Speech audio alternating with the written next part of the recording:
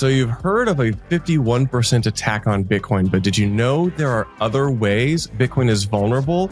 These things are a little more sneaky and insidious. So I have the subject matter expert, PortlandHODL, here on Bitcoin Season 2.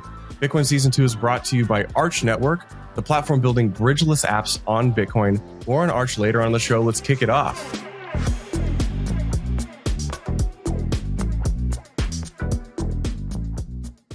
Portland, welcome back to Bitcoin Season 2. It's been a year. It's been a big year, and you're back on the show. Yeah. I would recommend anybody go back and listen to our previous conversation on YouTube. You can find it if you know how to Google something. But it's been a big year, Portland. I actually want to, and I don't even want to give an intro. I just want to hook the audience in. I'm going to ask you a pretty direct question. What do you think the greatest threat to Bitcoin is right now? Oh boy. I'm going to go with two abstract threats and then one actual, it is a definite problem that if exploited is really bad. My two abstract kind of threats would be slow moving changes to social consensus. Like over a very long period of time, does Bitcoin look anything like what we have today? Is Bitcoin still functional, right?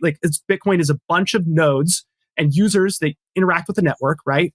And if suddenly the rules of the network maybe become too restrictive, maybe Bitcoin becomes purely pay to pub keys, or maybe it becomes too loose for some reason. But what does Bitcoin look like? Maybe even hard forks, right?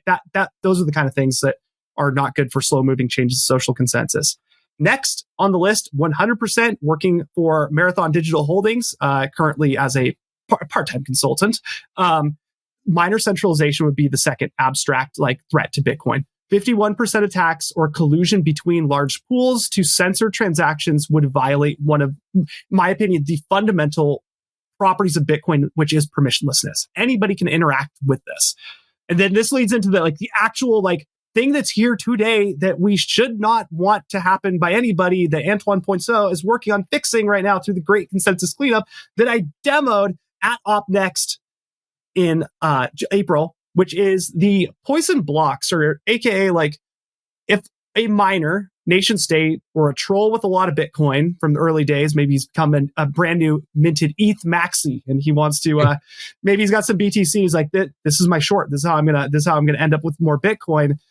You can absolutely create havoc on the Bitcoin network by releasing a Bitcoin block that is very difficult to add into the chain, to the tune of the time it takes this block to get added to the chain is actually longer than the average time for a block to get mined.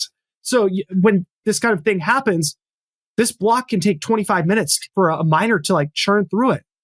Nothing's happening to that miner on the Bitcoin network during that time. And this thing, if you get it to enough nodes or you're targeted enough to know, hey, Foundry, Mara, F2, you can stall out large portions of the network just by crafting a very specific block. And this is all within Bitcoin consensus. These are all completely valid transactions on Bitcoin you can do today. There's sort of some hiccups in trying to get them mined. But if you're a nation state, yeah, you could absolutely kind of make this happen on your own. And as a side note, this goes back to I kind of made this slide at OpNext, but in 2024, the first OpNext, I stated that nation state adoption, what I mean by that is could a nation state reasonably adopt Bitcoin as their money, displacing their current currency and use only Bitcoin? And I deemed that to be pretty irresponsible until something like this is cleaned up, because I couldn't imagine 8 million or 100 million people or even 1 billion people not being able to use their financial system because of a consensus gotcha that should have been patched back in 2013 when it was first discovered. So this is you set this up perfectly. You answered this exactly as I was hoping to, so that I could frame the discussion. And now for the listener who kind of maybe followed what you said, let's try to build up this, build into explaining what you mean by a poison block or a DOS block. With the very basics, we are going to roll this back to maybe a Bitcoin 101. This might actually be more of a Bitcoin 201 or 301 class. But I think kind of there's that Schoolhouse Rock video on how a bill becomes a law. I'm going to invite you to try to explain how a Bitcoin block is made. I think you have a good analogy, but we'll start with analogy and Sure. then we'll go into like the tactical way it works. The analogy actually works really well for the poison block. I got a way to describe it. So basically in Bitcoin, there are what are called blocks. And what these blocks are, they're basically like delivered or truckloads of transactions that get to the destination, which is the time chain. There are all these packages that want to get onto the time chain, all these transactions, but only a certain amount can get on there per 10 minutes. And that's called your 1 megabyte block or the size limit. So my analogy to this would be basically like you have like a city like Portland, Oregon, and you have a bunch of people who need to get goods to New York. And so you have one delivery driver who will be able to drive these packages. There is no other delivery driver. There's only one chain in Bitcoin that you can add to. There's one truck per 10 minutes that leaves this city to go to New York. And so outside of the shipping facility, you have a mob of people who are like, hey, I got to get my transaction. I got a letter to grandma. I got a stock trade or stock certificates that got to make it to New York City. I got like some dangerous packages maybe that got to get there. But like at the end of the day, like how do you figure out like who gets in this truck? Because there's too many people. You can't fit all this stuff. How do you deal with somebody who wants to ship a bunch of lead weights across the United States, right? And so in Bitcoin, it's very simple. The transactions with the highest fees get into the block in the same manner that my shipping courier that goes to New York or the truck that leaves to New York, he basically asks everybody in the audience, how much can you pay for this? How much will you give me today? And the first participant will raise his hand. I'll pay you $10, get it to New York. A bunch of other people, $100. The block's almost full. Okay. The guy goes, okay, I'll replace mine. I'll do 101 just to get in. Right. And then at the end of that 10 minutes, whatever's in that truck is leaving. There's nobody else who could like get their stuff in this truck. They have to go onto the next truck. And so the interesting thing about this is that it creates like a kind of thing is like what's going into the truck and getting shipped and what like the value of the thing or like how difficult is it to ship and how this kind of relates to my topic is in Bitcoin, we have what's called standardness rules. This truck, like the standardness policies protect the Bitcoin blocks from basically getting anything that's kind of dangerous or undesirable in there. And what is dangerous and undesirable has been a hot topic of debate recently between is just putting your name in an op return dangerous or undesirable? Is putting a 4 megabyte wizard in a block dangerous or undesirable? Or is creating a poison block or a bunch of transactions that have a bunch of signature checks that are very difficult to deal with a problem? My stance is very clear. Things that stop a Bitcoin node are the things that consensus should remove from Bitcoin, and we should not just depend on like this standardness policy. But with that said, back to the analogy. So the analogy is like the shipper, right? And so we got a bunch of people outside, ship my packages. And then let's give some examples of some problematic things. Because the shipper is going to have like a list on the side of his van that says, hey, I can only take these things. And the only reason he can only take those things is because he's told by somebody he can only take those things. It's not that he couldn't take these other things, but let's talk about it still fits in the truck, but it's just not on the list. Yeah. So like so one of the things is like, or maybe he has a list of things I'm not going to take. But in Bitcoin, we have a list of things we will take. Everything else is not taken. So some examples are maybe a customer goes, hey, I want to ship like a bunch of helium gas, right? It's kind of a problem. It could leak and the driver might have a high pitched voice or get dizzy. Okay. He's going to go, no, I can't take this helium gas in the truck, even though it's very shippable. Like batteries would be another thing, like flammable hazard. There's all sorts of things people will not ship. Maybe somebody wants to ship something to New York they don't allow. Maybe it's a jurisdictional issue for an item. Like that's kind of like what policy is. It filters out these packages from causing problems for the shipping company or the driver. You don't want any of this. You want to make sure that this block gets to the other side, Portland to New York, every 10 minutes, tick tock, tick tock, tick tock. And so the kind of thing we're going to talk about today is like the weight of the package. Because right now, the only thing that determines like the truck analogy and why it's not perfect is because we don't take into account how heavy it is relative to the cost. We're just saying, will it fit in there? But let's say somebody, the DOS block or this block that takes a very long time, in the shipping company example, here's where it gets to be problematic. Okay, you got a bunch of people outside. Okay, so the driver goes, the package will fit in my truck, Okay. You bid the correct amount and the guy walks up to the truck and he drops his package in there. He's a pretty big dude, right? Just huge muscles. And the truck sinks on the first one. Like it literally starts, the shocks start going down on it.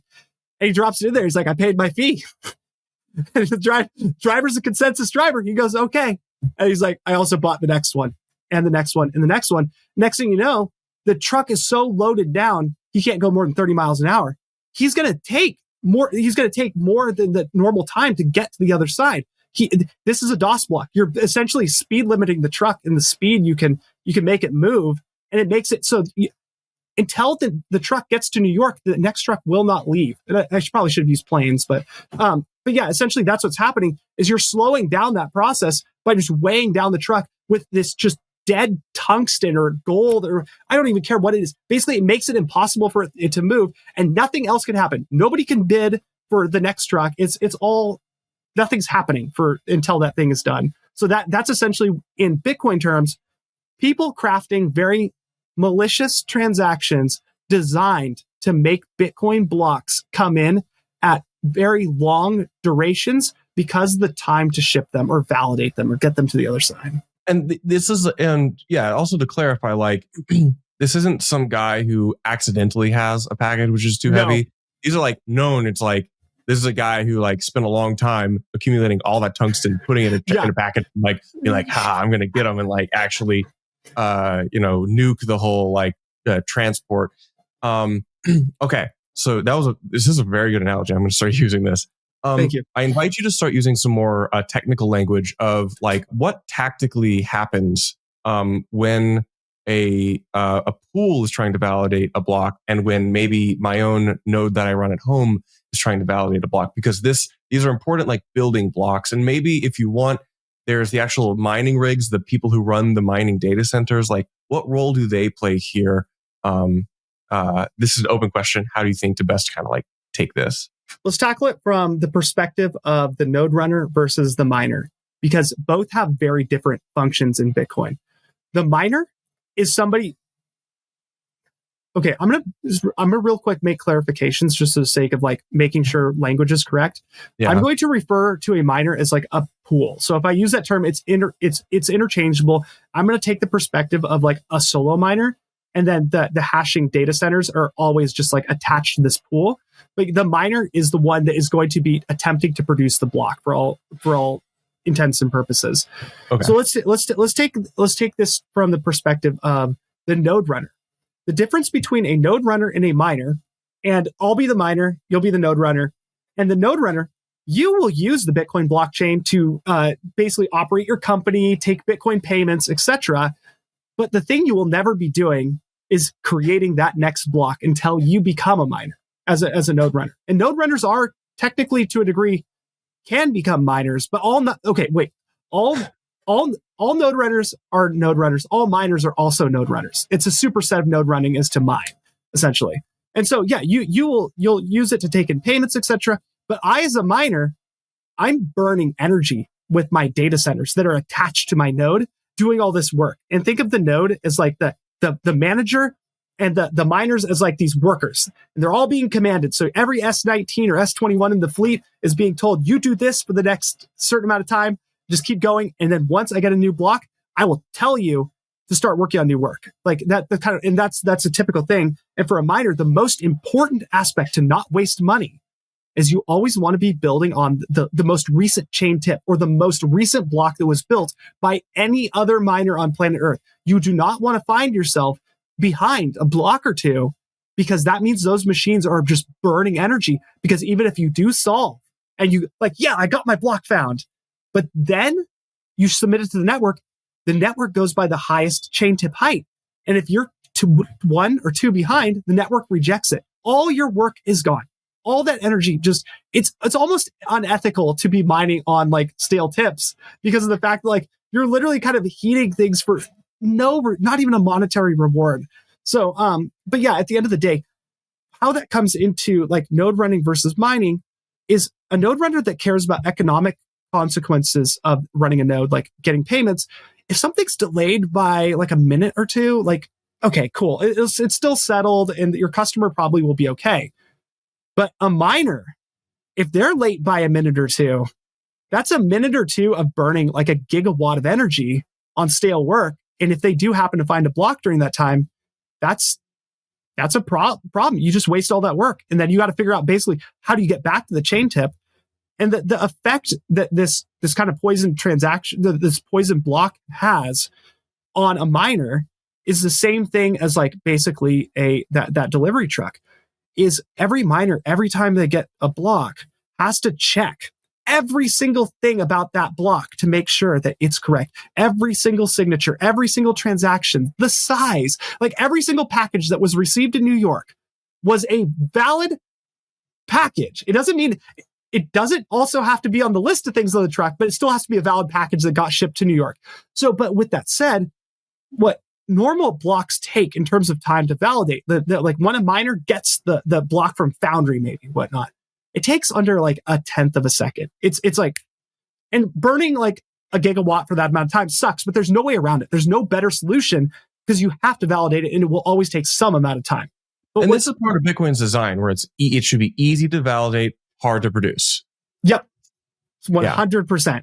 Or hard to counterfeit, essentiully. Yeah, exactly. Like, with signatures. Like it's very easy to produce if you have the private key. It's very hard to counterfeit, or in proof of work, it's kind of like, that's a whole different topic. But ultimately, what happens is that normally these blocks take a certain amount of time to get basically validated and added to the chain tip. Think of like a Lego tower or whatever. Like each Bitcoin block's a Lego. They get the block from Foundry, they check it out, they look at it, put it right on top. Okay, good. And then they start trying to make the next Lego. Because if you make the next Lego, you get 350K USD in terms of exchange rate, 3.125 Bitcoin plus fees, which can be good if you're Mara, bad if you're other pools. I'm just kidding. Sorry for the joke. But so basically, like, your goal is to like always keep stacking the Lego on. But what the kind of the thing I'm talking about really, if you're like the slow truck being delivered, but a miner, if they get one of these blocks, that's one of these DOS blocks, you as a merchant would stall for 25 minutes or whatever while this validates. You'd probably still be fine again, like your customer, like, hey, why am my payment not going through? Eventually, though, you go, you're good. But a miner, they're looking at this Lego, trying to see if they should do anything with it. During that process of looking at this thing, the node stops responding to a lot of these different RPC commands, get block template. So whatever you're working on right before you get this like really very hard to understand Lego to put on top of your chain, you sit there and you spin. You're working on old work. If other pools move forward, you get orphaned off. Like it's a massive problem because you can essentially make miners waste energy. If you're a very clever miner, you can actually send this off directly to the bigger pools and give yourself a little bit of time on your own. You could deliberately tune the difficulty of the Lego to validate, or this transaction to validate, to make it like, it's just about 2 minutes, so I won't get orphaned off, but I still get like 1/5 of the average block time to myself. Like you could use this in a lot of very malicious ways. And then to combine it with that, even if like somebody else puts a Lego on while you're looking at this one, the attacker essentially gets those transactions back and they could just send off another block. They could do this in perpetuity. Basically, once this thing, the setup exists to make this block, until that those transactions get out of the chain, they can just recycle this again and again and again. And like, so it creates a lot of problems for Bitcoin miners that want to mine honestly. It creates a problem for node runners who want to validate because of the fact that I was using kind of like a nice time of 25 minutes, but that's a really fast computer. If this thing gets on a Raspberry Pi, that was an 11-hour block I demonstrated at Op Next. So yeah. So for the listener here, like this, what Portland is talking, I'm going to try to rehash what you just said. Sure. The problem is, it is possible to create a block which is so heavy and difficult to validate that a lot of people on the Bitcoin network, a lot of nodes, it is so long to validate that it almost kind of makes them impossible to interact with the Bitcoin network. And this can be used in very malicious ways, and it can be used profitably too. So there's absolutely. a whole game theory about this. So I'm going to invite you. So let's, if somebody made it this far, we're now going to get into the actual technical weeds of this. Yep. Portland, I know you want to obfuscate some of the details, so we won't give you the actual code or anything, but I'm going to invite you now to try to explain tactically how this works, and then we'll explain the implications in game theory. Yeah. So, how do you make a poison block? Essentially, the first thing to making a poison block is you got to kind of do a little bit of research, probably. Even this podcast could be technically considered some research into this topic, as you'll probably understand more about this coming out of it than when you started. Second thing is you got to know a little bit of code. Third, you have to know a miner that will accept your poison transactions and your poison block. And the fourth thing is you'd have to just execute on that, like literally actually do the act of it. And so the majority of what you could do today, like to understand this like at a deeper level, is you can interact with your Bitcoin software. And I highly suggest like don't do this on testnet, because if you do discover the cookbook, you don't want to like give this out publicly and go like, hey, like everybody that wants to understand this, how this is done, go to testnet block XYZ. Please use what's called reg test, which is basically a Bitcoin node with its own little Bitcoin network. And you can interact between these very, very safely. And that's the key, is like nobody's going to see what you're doing. You definitely can validate it. You can even demonstrate it to other people. Like, I was able to do this. You'll come to the same conclusion that this is the problem. But yeah, so that's what you need. So ultimately, how do you first go about solve or understand like what the problem is? So right now in Bitcoin, we have a very nice system to limit kind of like the crappy packages that go into the van, it's called a SigOps limit. What SigOps are, they're signature operations. They're what secure your Bitcoin transactions. When you use your cold card, you're essentially putting a signature on your transaction, and a SigOp is in a Bitcoin block the count of the number of signatures that's going to have to validate. So if you send me with like a Taproot address, Charlie, and you send me 5,000 Bitcoins because I'm a good guy, you're going to put a signature on it. And then, you're going to put it in the Bitcoin block. And then what'll happen is you'll increment the SigOp counter by 1, assuming you're using just a standard single sig. And so, okay, that's 1, but where's the limit?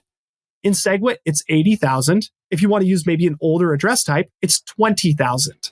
And the reason why SegWit's different is because SegWit patched, when using SegWit, this problem.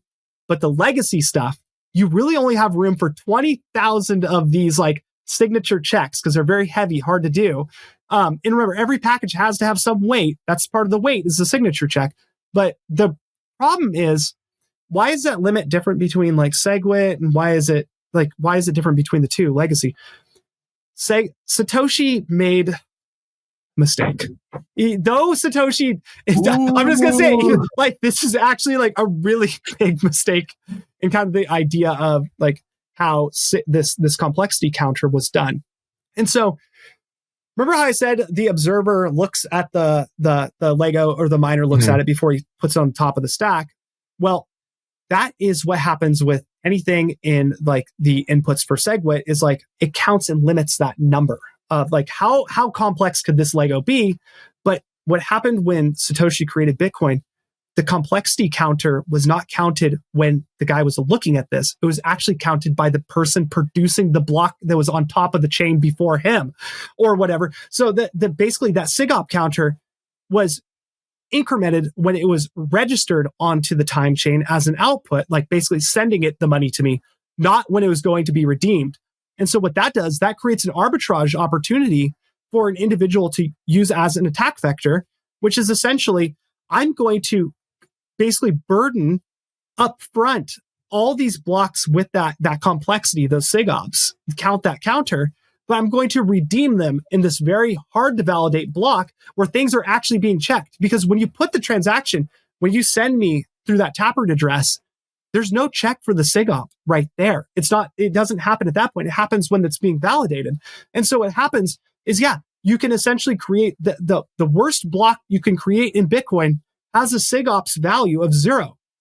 It's not even 20,000. It's not 80,000. It's 0, because all the complexity was checked for its complexity outside of when the person is redeeming it. It's basically the same thing as trusting somebody to tell you, like, I tell you, Charlie, I'll mow your lawn, right? And I don't ask how complex is your lawn to mow. And I quote you, I'll do it for 15 and I show you, and it's this giant maze, and it's a giant maze. acres, There's hedges and stuff, and then you got thistle bushes all over the place. Yeah. That's what happens with this, was that the checking for the job that's being checked on is happening somewhere else, and then you're basically that would be the similar analogy, is basically redeeming a bunch of these thorny lawns and huge mazes in a single block, where the guy just quoted you the regular price for everything. And it creates a massive problem, because the miner will take this and he will sit there and he will validate. The node will take it and sit there and validate it until it's deemed invalid. Nothing else happens on that Bitcoin node until that process is done. So essentially, the Bitcoin node is like paralyzed in colloquial terms, kind of. Yeah. Okay. So now we kind of got the idea of how this thing works. Basically, the goal is to burden the SIGOPS in outside the block that you're redeeming in. So you create a bunch of setup transactions in other blocks. You use up their SIGOP counts so that when you go to do your block, there isn't a high SIGOPS count in it, or in this case, a zero SIGOPS count. So, okay, you create a bunch of these.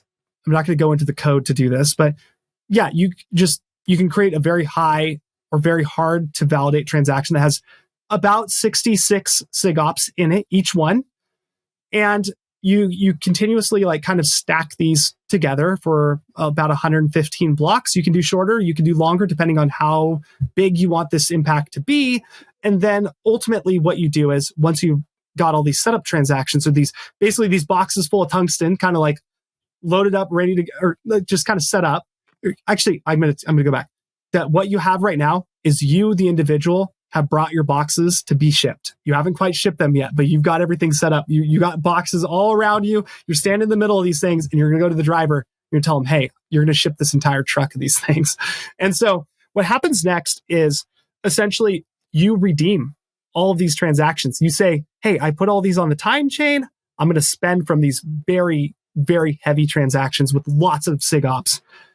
And then you add them to your inputs of the your block transaction. And this transaction takes up the entire block. It's 1 megabyte, because we're dealing with all legacy old stuff in Bitcoin here. And you can't go to forks. There's no SegWit. But yeah, essentially this transaction takes the whole block, and you will create 22,000 inputs from these setup transactions. This is much bigger than any transaction. Charlie's, to me, was one. Like a normal transaction for the listener might be like, 1 to a couple handfuls of inputs, depending on how much you're sending. Yeah, this is like 22,000. Again, with all this is all, anybody who partakes in this is deliberately doing this. There's no way, there's no financial transaction, there's no meta protocol transaction that would ever need to do this activity. So basically what happens is you create this giant transaction with 22,000 inputs, and you say, spend. And that block is valid. It's completely valid. Your node, as the miner, has already cached all these transactions. It's already done the validation, all the work, because of the fact that it has accepted it into its mempool. So when it builds a block and you're the miner doing this, it's all ready to go. So to you, it feels like nothing. But then you send this thing off to the network. Your node gets it, Charlie, and you notice, hey, like my instance of mempool isn't working. Sparrow's broken. Like, what's going on? And you check your logs, and it's like, it's just sitting there with saw new block header, but nothing's getting connected to your chain. Your RPC is starting to time out. Your node's broken. There's nothing you can do at this point except for just wait. Because if you turn your node off and restart it, it's just going to do the same exact thing again. The RPC doesn't work because you can't invalidate block because it's too busy processing the block. You're going to be sitting there for 11 hours on a Raspberry Pi while this goes on. So the more nodes that get this, the worse the attack is. And the way like somebody who was smart enough would do it is they would disable the peer limits on Bitcoin. So they would go, hey, instead of just having the normal 125 peers, they would basically act like a Chainalysis company and connect to thousands of peers. Mine this block, poof, out to the network. Everybody's just kind of stalled out. And so that's what would happen to node runners, is like 11 hours of just things not working. A Coinbase can't figure out how to get their node to get up to the chain tip. Actually, I take that back. There's one way you could do this. You could actually just you could clear the entire node out and re-download the entire time chain again. Let me tell you about one of the most slept on opportunities in crypto. Arch is building fast, composable DeFi apps on Bitcoin. Arch apps tap into the OG blockchain with by far the most liquidity and best brand in crypto. I've known the team for over a year. The tech they're building is solid, and they are racing towards mainnet. There's DEXs like Saturn, meme coins on FunkyBit.fun, instant loans on Cha-Ching, and so much more. Plus, they're rewarding testnet users, so join me in trying out Arch while it's still early. Okay, so not everyone's running a Raspberry Pi, although that is like a predominant use case. A lot of people running, their Umbrel on the Raspberry Pi. It's the simple one out of the box. It tends to work. And we use the Raspberry Pi as a good, reference point for like, people should be able to run a node on a Raspberry Pi. It's the weakest arrow in the bundle, basically. Like, We've debated this endlessly. But miners, pools, the people who produce these, they're running on like top end server hardware, ideally, but at least they're not running on Raspberry Pis. They're running on like enterprise grade hardware. And, but is that still a risk even for them? Like, and this is where I'm going to invite you to go, like, this is beyond just crippling some node runners. This could get into profitable pool games, profitable block production games. Yeah. So basically, in my testing, I used a Xeon server that is the equivalent of what any reasonable pool would use outside of maybe some very advanced like DevOps people. But even then, if you used a top of the line, maybe like a Threadripper or something, you might get like a 2 to 3x improvement on this result. But the worst case validation time is 25 minutes for a very sophisticated miner. So your Raspberry Pi, like your weak little node is 11 hours, but the actual pool is 25 minutes. That's a substantial amount of time to be burning gigawatts of energy for no good reason other than to prove that this block that can be added to the chain so you can start mining on the next chain tip.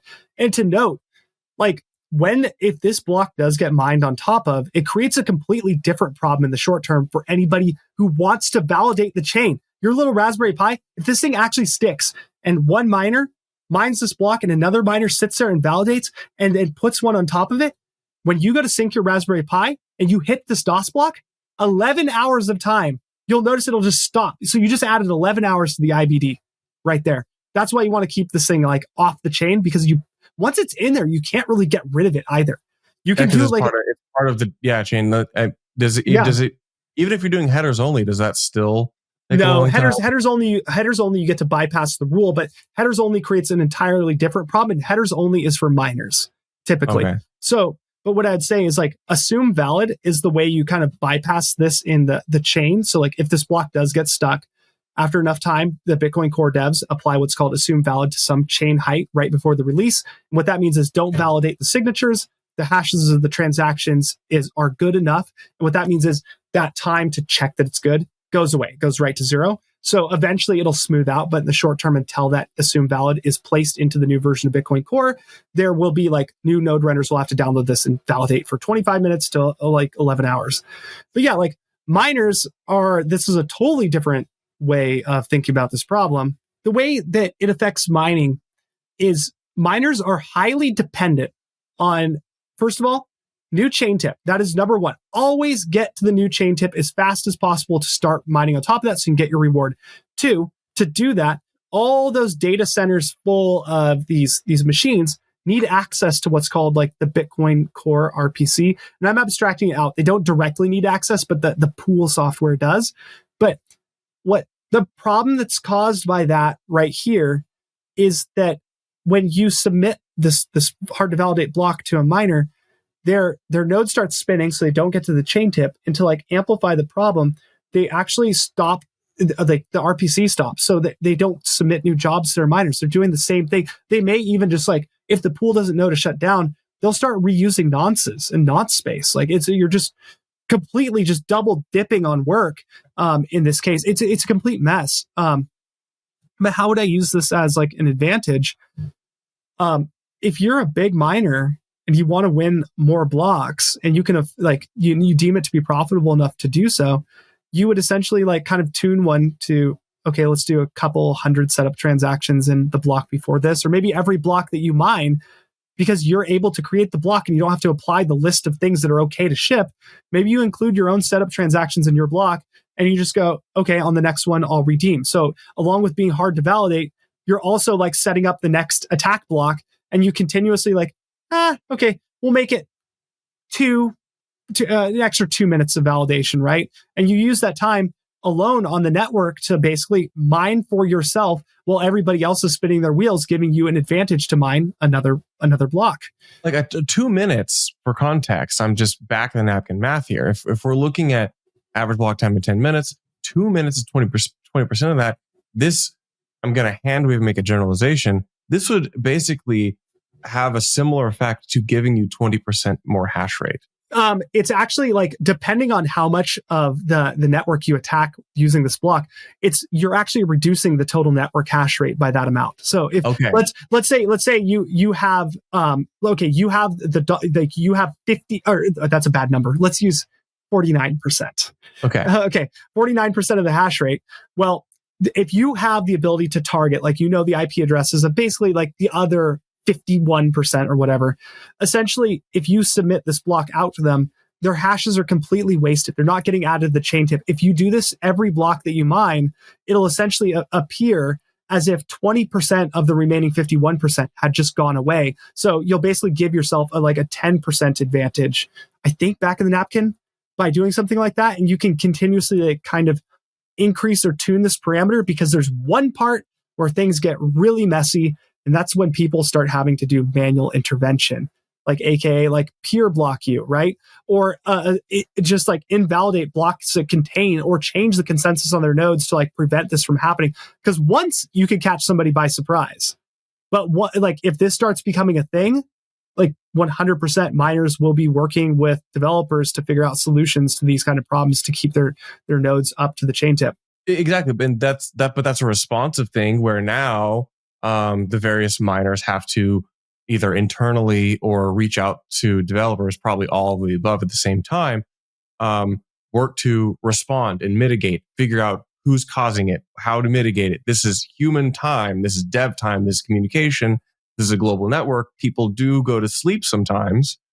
And that, and the clock is ticking immediately. This could take a day, several days. It could take, I don't know, like do you have a good sense for like what the real human like response time could be in a median scenario? I don't actually know how you solve this problem elegantly right now, given Bitcoin Core's current like interface with the Bitcoin Core RPC. Like, you can't, the easiest thing would be to essentially, like, as a miner, like, okay, I see something's going on. Maybe Foundry got one of these things popped off. Bad deal, right? But it looks like, hey, there's still setup transactions. Another one may be coming.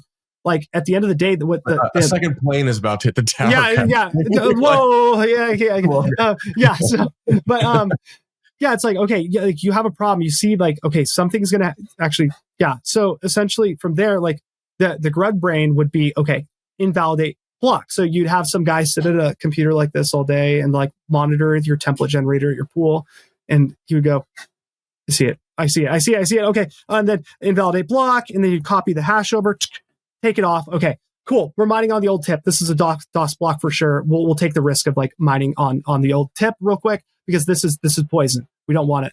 But when he would go to do that, his RPC would stop. Like, it just wouldn't respond. It would give you a timeout message. Okay, well, that's bad. I can't get this out of the system. Okay, let's like reboot the node. Oh, that's not going to work either, because it's just going to revalidate it again.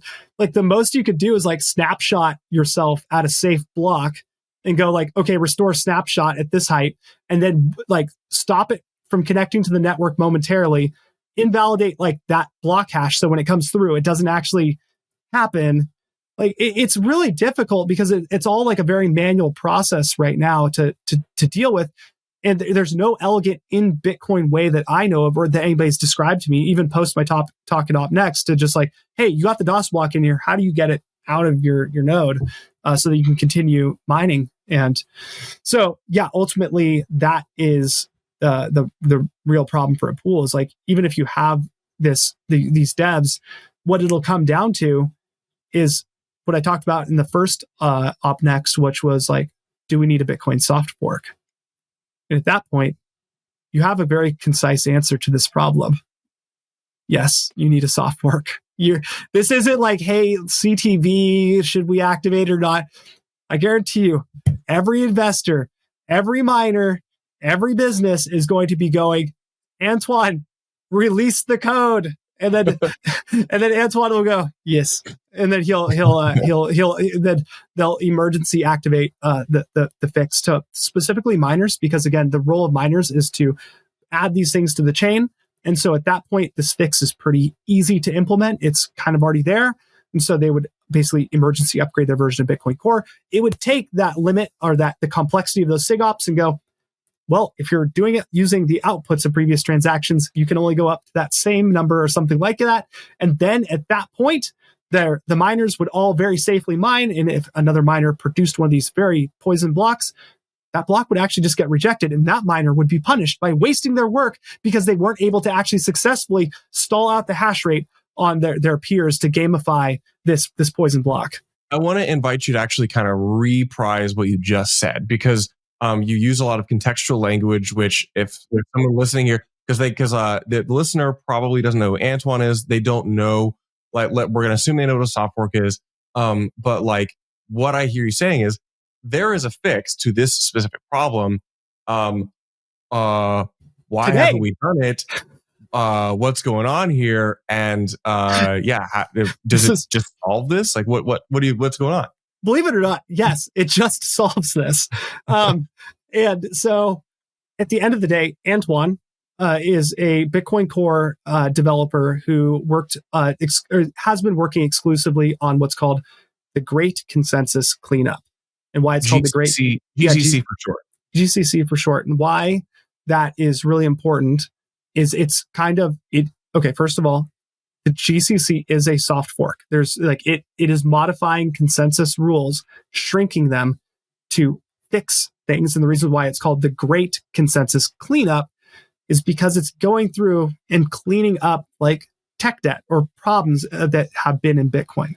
I have not focused a lot on specifically like the other elements, the time warp attack, 64-byte, that stuff. I've been very interested in specifically this problem of the poison block, because I don't think that it should be in Bitcoin. This should not be possible in the laws of physics that are Bitcoin consensus. Yeah, we have the fix. It's bird in hand. Why is it not here? Why aren't miners running that? Well, the reality is that soft forks in Bitcoin are incredibly contentious. They're also somewhat dangerous too. A lot of times, I don't think necessarily the GCC, but like they're associated with bigger changes, things you want to use these things very sparingly, because you're changing the rules to Bitcoin forever, permanently restricting them in some way. And so right now, the poison block, nobody's demonstrated a desire to do this. There's no indication that anybody wants to do this right now. Doesn't mean it can't happen, but there hasn't been an urgency. Nobody's put together like the threat. Nobody's even put one of these, like, remember how I said you have to kind of get the setup transactions ready? You got to package up your tungsten to load in the truck. Nobody's put one of these on the time chain yet. Antoine has mentioned, he's like, look for these. He hasn't seen any of them. Nobody's even done it on testnet yet. It's all been like internal and hypothetical. Can I go? Yeah, what you're saying is like, I mean, to me, if I listen to this whole thing and you're telling me and I'm like, oh shit, like, you mean this vulnerability? All the Bitcoin devs, they should be all over this. Yet we have really only a handful of people who have discussed this. Mm-hmm. It's kind of been this fringe issue or this fringe topic, and yet it seems to me like it could be a possibly an existential risk alongside like these other known attack vectors. Like, why has this not been a well-known issue? Is this something that people know about and they just don't think it's very likely? Do you think there's maybe a veil of ignorance? Do you think there's complacency? Complacency. It just comes down to that. Do Bitcoin core devs want to go out on a limb and deal with the public on social consensus forming around this specific problem? And then the other thing too is like, at the end of the day, node runners don't have any impact on this change because they're not mining these poison blocks. It could potentially protect them during validation, and enforce the rules better. But you could solve this problem pretty nicely by just implementing the GCC on 51% of mining or 51% of hash rate. Because even if somebody were to create the poison block in the minority hash rate, their block wouldn't even get to the point of looking at the Lego to see if they could stack it. It would just get thrown away right away. It wouldn't pass even the most basic consensus checks, fail fast. And so ultimately what happens there is I think people would, I can't say because I'm not on the inner dev circle on this one. Like I do talk to Antoine a lot more poster conference, but like all that research was on my own to do this. And so what happens, I do believe, is that this fix can be deployed pretty fast at the mining level, especially right now, because of the fact that you would only need to get 51%. You could go to Foundry, you can go to Antpool, and you can hit one other, and you could basically get the entire patch in the network. So this, maybe we can zoom out a little bit. In your presentation up next, yeah, you had a very spicy slide, which you delivered incredibly softly. And the slide, an orange slide, it says, you say, quote, currently relay policy and mining centralization are acting as guardians of the network, preventing this behavior on Bitcoin. Miners don't want to blow up their pools, and devs have abstracted away the need for miners to know how any of this works.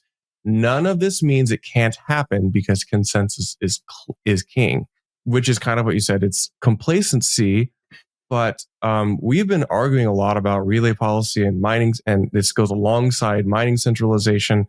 Yeah. And what's funny is you, on one hand, you and I are both vocal anti-filter camp, but on the other hand, it's funny because this effect has kind of been a de facto guardian mechanism, which is actually, to me, this is kind of a black pill, like that we're not really thinking adversarially.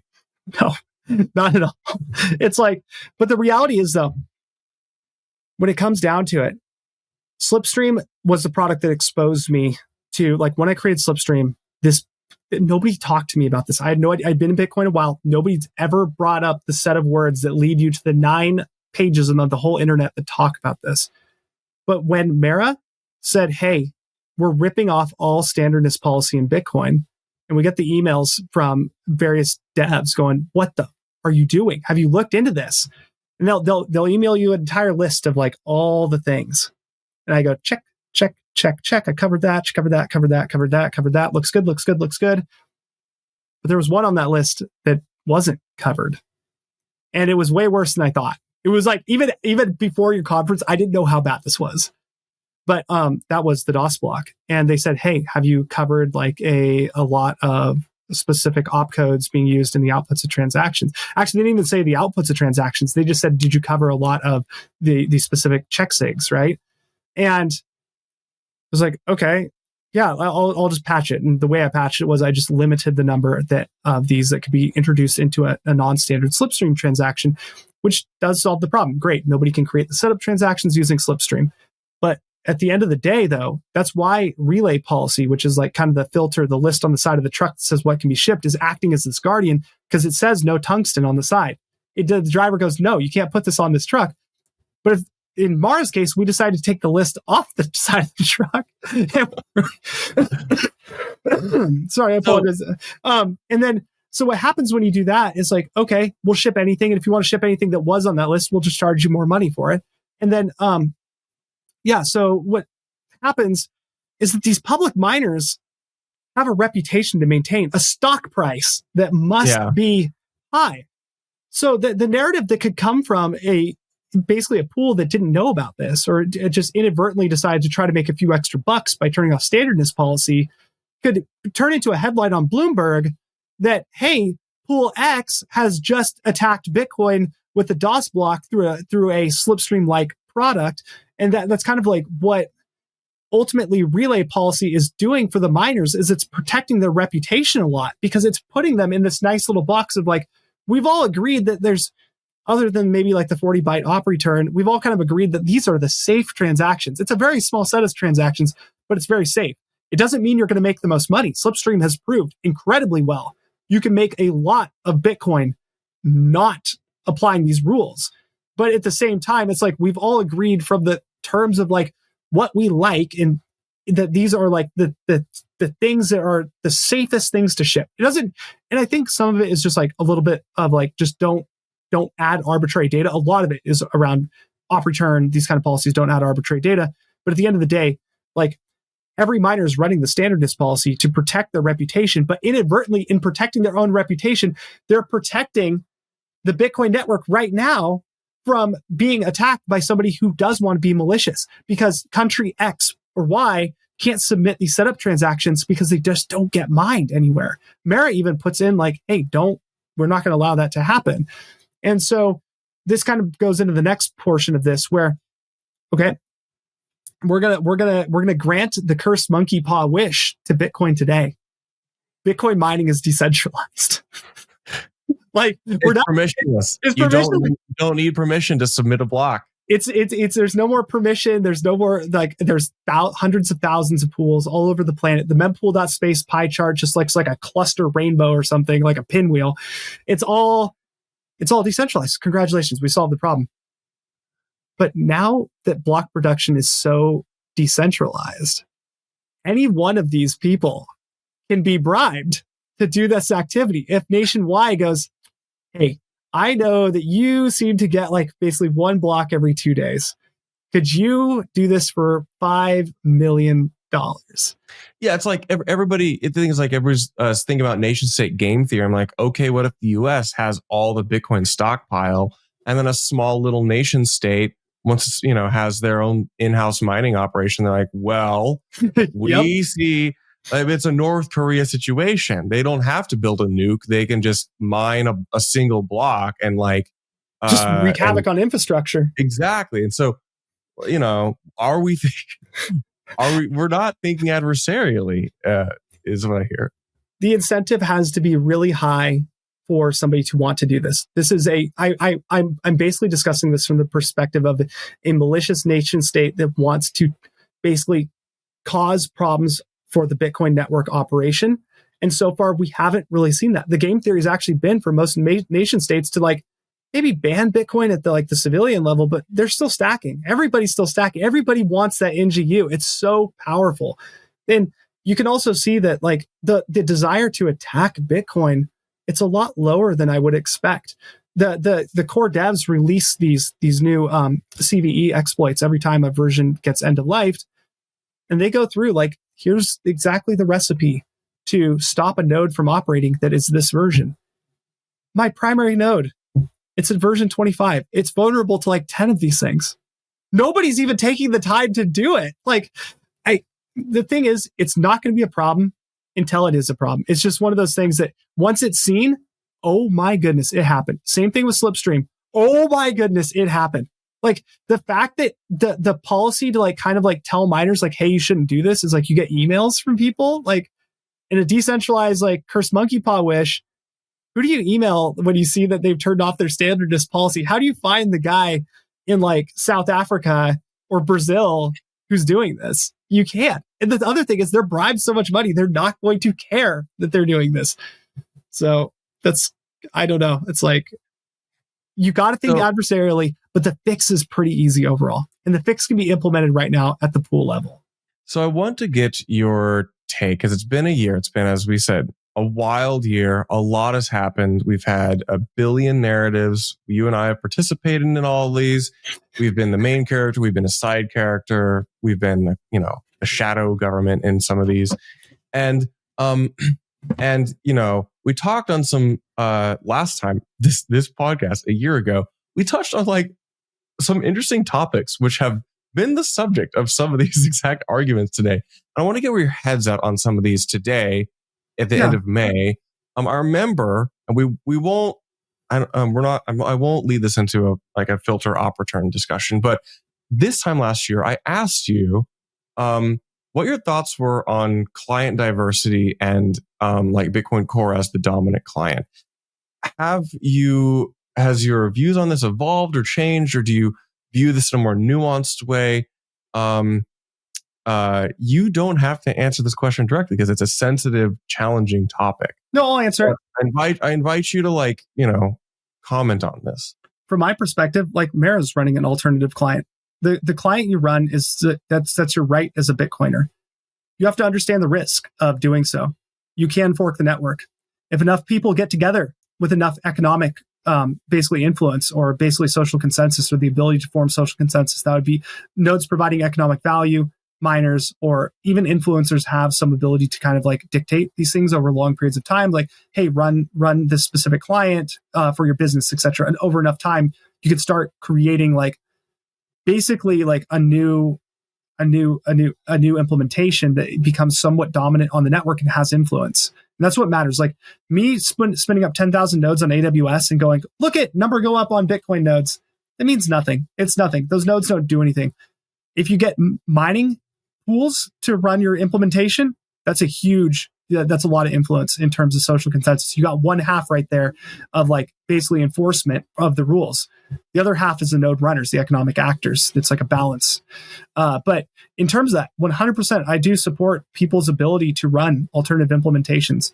I still kind of go back to, I want there to be a single reference implementation that people use in the way that Satoshi said, if client diversity increases too much, then you're very likely to end up fracturing the network at some point where you'll have a portion split off. And with that, Bitcoin Core is that today, right? And so everybody that talks about Bitcoin implementations, whether it's Knots, it's Libra, it's Slipstream, it's the Bugle Core now, it's all the same implementation of Bitcoin Core that has been changed ever so slightly to become a different brand. That's all it is. And that is okay to me to do because it's kind of just like little policy changes and the chances of diverging on a consensus issue are pretty low. But you also have alternative implementations that are more kind of like, I would say, dangerous to run and have proven to be a little bit more problematic. BTCD, the back end of LND, broke because they didn't have the right consensus implementation for stack item counting. There's also like proven ones that seem to be working quite okay. Floresta. I run one of those Rust nodes. It's not Bitcoin Core at all. It's just some guy writing Rust code. It's been working, right? But I have to understand, like, would I want to mine on something like that? No, I probably mine an invalid block. Like, I just don't trust it. So at the end of the day, like, node runners, choose your node, whatever you want. It's like pick your Pokemon, right?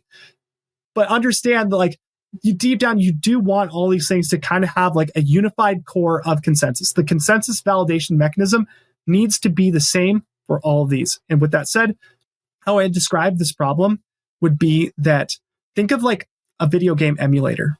Okay. And so Charlie, you have the original Mario Brothers cartridge. I go, haha, I'm just as cool. I have an NES emulator on my computer where I downloaded a ROM. Ideally, they both should form the exact same game experience given the same input. So if you wire your controller and you split it into both the original cartridge and mine, you're going to compete in like speed runs, You're sure, not going to do like, yeah. But this is actually more important than like the speed run because that implies some variance. Here, what I'm talking about is the original cartridge is like Bitcoin Core, and the emulator is like, I'll just say Slipstream, right? It should be correct. It should be close, but it's not technically the same hardware or anything. And so we plug one controller in there, Charlie, and you're pretty good, so I'll have you play. So you plug it into both the emulator and the NES. So they both start at the exact same time. The random number generator seeds are the exact. So what happened is we now decide that we're going to look at every pixel on the screen for every frame. And that's the way like Bitcoin consensus, every frame is a block, okay? Block one, over time. And we go and we're playing through the level, okay? And then we get to the flagpole and you jump. And okay, you jump and you go. And at the last minute, it diverges just slightly. The emulator is actually 3 pixels higher because of some floating point bug. What that is at that point, that's a fork. That is literally a fork. My client, whichever one has consensus, if everybody's using the emulator like me, you're forked off. If everybody's using the original cartridge, which is the case right now, everybody's using Bitcoin Core, I get forked off the network. And at that point, we're talking about potentially hundreds of billions of dollars. We're talking about a lot of money. Yeah. And for miners, that's like energy, economic activity. And where it gets really kind of nasty is when we don't have a good, like, when we have like a split in the middle. where you have like 60% running core, and you have like 40% running the emulator version, and we've split apart now. And maybe at the point of the split, there's a very valuable transaction, maybe a DAO hack size transaction. And then on one side, that transaction didn't happen, but on the other side, it did. And then, okay, well, at that point, like, how do you economically decide like a reason through who is correct? You could end up with, okay, we all move to one side, invalidate, or you could literally end up with like a subset of like, hey, Bitcoin emulator and then Bitcoin original cartridge that's still running. And then you've split the network from something like that. And that's the danger of alternative clients, is right there. So the next, I think last subject, I have been trying to document the soft fork discussion really for the past pretty much 2 years. And I've run this podcast long enough, so I've had a few guests on twice. And now it like represents like the arc of time, and people's minds change and people's sense of the current landscape change. And I always like to ask what people think of what they personally think about any specific software proposals or what they would like to happen. So I throw this to you, Portland. You clearly want one specific component of the great consensus cleanup. I think I also do too. That's not the question.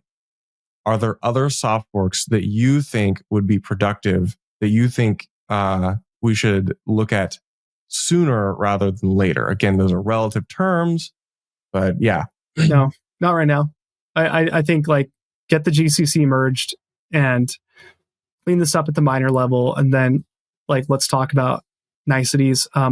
My opinion would be very different if the mempool weren't empty every day. Like I think that something like the only thing that I feel this is also subjective and wishy-washy. I don't like necessarily like saying these kind of things, but I guess like I have stated in the past, like something like CTV, I think would be a pretty nice little addition to Bitcoin. It would help with like scaling because you could kind of like roll things up and do VUTXOs, etc.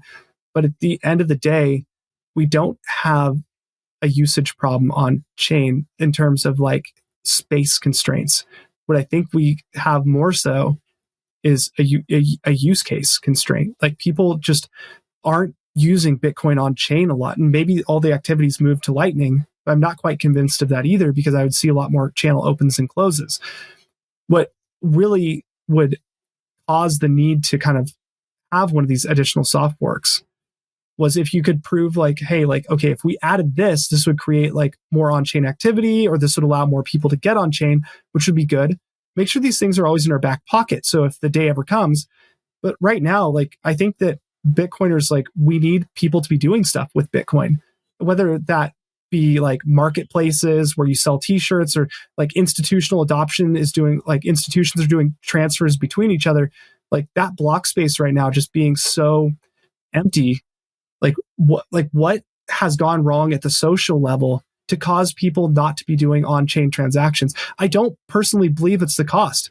I sent Bitcoin for like a couple of like 30, 40 cents. I don't think it's like people are going, hey, I can't do Bitcoin because for my business because of the cost right now. I think it's more of like a social thing of like, hey, if I take this for my business, what tax implications?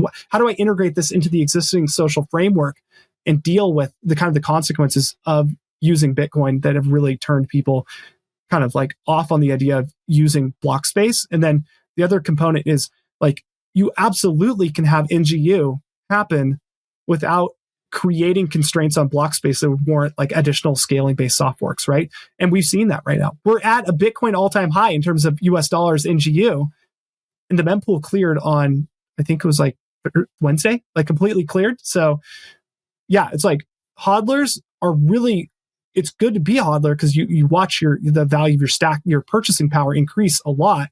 But at the end of the day, that doesn't create new arguments for soft forks. Like it's you hodling is just like, it's not creating any activity on Bitcoin. It's not creating new transactions that would even use these soft forks. Maybe op vault, but I really don't necessarily like the implementation a whole lot on that. I don't know. That's my opinion. So, well, I often share similar statements such as like, if Bitcoin transaction activity explodes, we'll be crying for some soft fork. Like part of the part absolutely. Really the big problem is that this is that we just don't see at $111,000 Bitcoin. We see what I would consider to be very low activity for what I thought we'd have here. 100%. Every bull run, there's been like $50, $100 Bitcoin transactions at these all-time high prices. I sent Bitcoin for 30 cents USD. It's like, yeah. Does this, again, this may be interpreted as FUD and a leading question, but does this worry you? No. I mean, at the end of the day, like Bitcoin will always survive, right? It's just like, what state does it get into? Low fees today, not necessarily a problem because your subsidy covers kind of the economic activity and pays the miners to keep the network security high. That's all you technically need. Bitcoin is designed to have prolonged periods of low fees. Things adjust. That's why you have these components to like block building, like subsidy plus fees, is to like help miners smooth over this period. Ask me in like 50 years, like if this is a problem and we're still here at 1 sat per VByte, the Bitcoin price didn't 10x, then I'll go, yeah, I don't think we're going to be sustaining like nearly as a zettahash of hash rate. And when you lose the hash rate, you lose the security, because then that hash rate doesn't, unless provably destroyed, can change hands to a nation state who then can, well, you're only securing the network for like $4,000 per block. Like it's not good. But in the short term, absolutely not a problem. I'm just saying, like, some viewpoints become incredibly distorted in the short term, and potentially even my own, because of the low fees. And like you said, if a soft fork, like let's say tomorrow fees go to like $100 a transaction, or like 2,000 sats a VByte or something, and it stays there for another like month, I think CTV would get activated pretty quick. I think people would find a lot of social consensus around that. And the other kind of distortion that happens as well is like, there are pools that mine less than profitably in terms of their fees collected currently, based on kind of like ideology. And that's fine right now, because fees don't matter a whole lot, right, compared to the relative block value. So if you take your $3,000 in fees you've collected on a $350,000 block, and you cut it in half because you filtered out half the transactions, your pool members very likely won't notice anything from that. But we talk about a scenario where you're approaching like 1 Bitcoin, maybe the fees are surpassing the subsidy, and you're continuously missing out on that kind of revenue. These conversations change really quick. And the conversations around a lot of things in Bitcoin change very dynamically around fees, right? And so with that said, Lightning channels, right? Lightning seemed like a very good idea for most individuals at 1 sat of VByte to go like open up your channels, and then it's, well, 400 sats of VByte, and they're like, hey, how do I close? Just wait, please. And so with that said, like my comments about like the fee market and a soft fork not being warranted because like we're still not seeing enough on-chain transactions to justify scaling, that can all change in 2 seconds, right? The most important thing is we're ready with these soft forks. We have the brains to build out these ideas, put them into code, and have the method of activation there. So when the need comes, it will happen for better. Obviously, I hope for better. Like nobody knows the unknowns of soft forks. But if you look at soft forks historically, like feature-based soft forks, I think are like on the order of 4 or 5 total.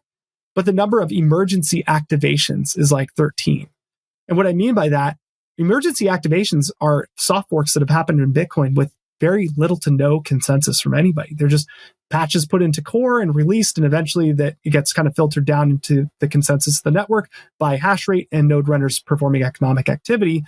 And what demand does at that level of like, hey, like we can't scale, it can absolutely force that soft fork that was potentially like an option for Bitcoin, a nice to have, into suddenly this is a must have. And we've even seen people like not just soft fork, but hard fork Bitcoin over block space concerns. And right, like it is absolutely a forcing mechanism, the fee market. So I will let you sit back, reflect on our conversation, and leave us with like any kind of closing thoughts. Bitcoin's in a very interesting place right now. Corporations are buying, nation states are buying, and yet it, and we've got a lot of interesting dynamics. Like I go to crypto Twitter, which at all-time high Bitcoin, crypto Twitter seems like sometimes very bearish because they don't own any Bitcoin because they're all dumb. They've been spending it all on Ethereum and stuff like that. And we have a lot of interesting, like weird dynamics, and there's been a vibe shift, as Aaron would say, in Bitcoin the past few years. What are your just general reflections on Bitcoin, your role? What it looks like in the year of our Lord 2025? I would say in terms of like just Bitcoin in general, the most important thing for Bitcoiners is just to kind of remember that Bitcoin will be okay. Like we talked about a very serious issue today, Bitcoin will be fine. Even if these things do happen, there's feedback mechanisms in place. Even number go down is a feedback mechanism to then induce new behaviors to catch problems in Bitcoin that can happen, right? From debates about specific opcodes, reducing limits. Like there's none of this stuff warrants like an emergency or an absolute must. You got to do this today in Bitcoin kind of a charge. Like I've seen in my just like, this is kind of philosophical in terms of my life. Most of the bad things I've experienced in my life, which have come from like just not just like natural causes, but like human induced. A lot of it's been caused by emergencies, like here in the US, like 9/11, the Patriot Act, and like a lot of things didn't return back to normal after that because of an emergency. COVID was yet another like emergency. And the goal is like, I think a lot of times now, I've been played this trick one too many times. It's like, you critically think, what is the emergency? Like, people that claim like a specific limitation removed from an opcode will cause Bitcoin to not be the world's most pristine asset. People will be able to DOS nodes and node runners will go away and the world will come to an end for Bitcoin if this one change is made. The answer is probably not. Bitcoin will be fine. These are all arbitrary kind of things we put in. Even the DOS blocks, Bitcoin will technically survive. It won't be great, but it will survive. So I guess that would be my reflection, is just like, always critically think about what you're being told in the context of like what Bitcoin is underneath the hood, because there are two sides to being a Bitcoiner and it's all part of the journey. The first part of the journey is usually most people get like NGU hooked. Like I'm going to buy, price goes up. And then you kind of go into like the phase of being a Bitcoiner where it becomes a kind of a lifestyle thing for like, and this is my journey as well. Like I said a lot of things in my early Bitcoin journey that were objectively like probably not as true, that I understood later on once I actually like proof of work, like what Bitcoin is. And that's probably actually ironically like the happiest position in any Bitcoiner's journey, because everything's magic and fairies at that point. Everything, the idea of a nation state attacking Bitcoin and doing wrong to this pristine chain isn't existent in that model. Like it's talked about as like what if China gets a bunch of hash rate, but it's kind of like in the protecting your investment thesis. It's not at the level of like, hey, okay, mining decentralization can technically allow some individual small portion of hash rate to kind of like DOS around and cause problems for the rest of the network. And so, yeah, whether or not like I'm going to apply it just broadly to everything, the GCC, my talk today, policy, whatever, there is no emergency in Bitcoin. It's literally, you could just keep using Bitcoin as is. You will have exactly the same outcomes as you have today. Transactions will get processed. Things will be okay. The second thing, like my role in Bitcoin specifically is going to be like, I want to just like be almost like an anchor towards the idea that my thesis has 100%. Policy should equal consensus. I don't care which way it goes. If people want to shrink it, okay. If they want to expand policy to meet consensus, like I just want to have Slipstream and by proxy myself be the reference for this is what is actually Bitcoin that is anybody can technically use. This is the full experience of Bitcoin, not filtered or whatnot. This is what is possible on Bitcoin. Right now, though, you can't technically go all the way. It's just like that's why I do advocate for like consensus shrinking. But deep down, I hope to be like just that reference point on the other side to be just like, so at least somebody who wants to look can go like, why is somebody even giving me this viewpoint? Why does this exist on the map of things in Bitcoin today? Why is there this one position out there where this miner is going, we'll take extra money for anything consensus valid? And that's because I guess I do believe that miners should always operate rationally, profit driven.